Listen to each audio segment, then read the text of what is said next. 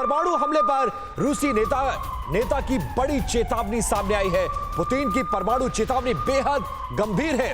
Putin ने साफ किया कि क्रीमिया पर हमला हुआ तो परमाणु युद्ध तय है, हम इससे पीछे नहीं हटेंगे। रूस के ग्रिगोरी यावलिस्की का यह बड़ा दावा सामने आया है। यूक्रेन के खिलाफ परमाणु हथियार का इस्तेमाल कर सकते हैं पुतिन, ऐसा दावा किया जा रहा है। और वो कहा गया है, वो धमकी भी कि क्रीमिया पर अगर नजर डालने की कोशिश की गई तो हम परमाणु हमला करने से पीछे नहीं हटेंगे।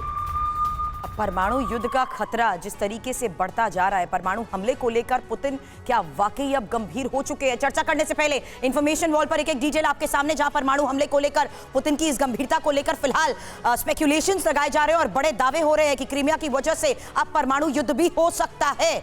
बड़ी बात यहां पर कही जा रही है क्योंकि जिस तरीके से पुतिन अपनी रणनीति बदलते जा रहे हैं उस पर सबकी नजर है। क्रीमिया पर हमला हुआ तो परमाणु युद्ध होना तय बताया जा रहा है और ये बड़े दावे किए जा रहे हैं। पुतिन की परमाणु धमकी को साफ तौर पर कहा जा रहा है कि ये बेवजह नहीं है और पुतिन अगर इस तरीके का फैसला लेते हैं, वजह क्या हो सकती है, क्या वजह होगी परमाणु युद्ध की?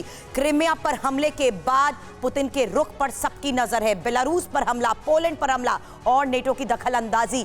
मनीष, ये चर्चा इस लिहाज से भी बहुत ज्यादा जरूरी हो जाती है क्योंकि ये तो सभी कह चुके हैं कि पुतिन की परमाणु धमकी बेवजह नहीं है और अगर इसी तरह से स्टेप बाय स्टेप बड़े फैसले पुतिन लेते जा रहे हैं, क्या ये पूरा खतरा नेटो को और जिस तरीके से युद्ध का ये दायरा बढ़ता जा रहा है, जाहिर सी बात है आने वाले दिनों में सभी को भुगतना होगा। बिल्कुल, देखिए, अगर पुतिन परमाणु हमले की बार बार धमकी देते हैं या उसकी बात करते हैं तो मैं आपको कहूं कि वो वाकई में गंभीर है और ये बात कही जाती है कि क्रेमलिन ने अपनी एक रेड लाइन खींच रखी है। ये अलग बात है कि वो रेड लाइन को कई बार वो खिसकाते रहते हैं, लेकिन वो गंभीर हैं।